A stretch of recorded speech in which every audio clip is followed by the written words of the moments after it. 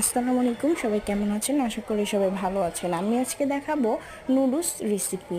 নুডলসটা রান্না করার জন্য আমি আগে কিছু পানি সিদ্ধ করে নিলাম ভালো করে, তারপর নুডলসটা এর ভিতর দিয়ে দিলাম।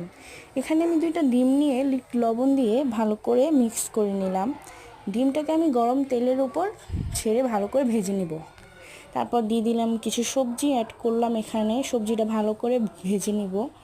ভালো করে ভেজে নেওয়ার পর স্বাদ মতো দিয়ে দিব 2টো মশলাটা দিন নুডলসের স্বাদটাই অন্যরকম।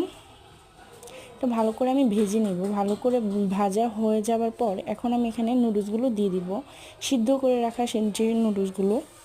এটা ভালো করে এখন আমার নেড়েচেড়ে মিক্স করে নিতে হবে, যাতে নুডলসটা মশলার সাথে ভালো করে মিশে যায়।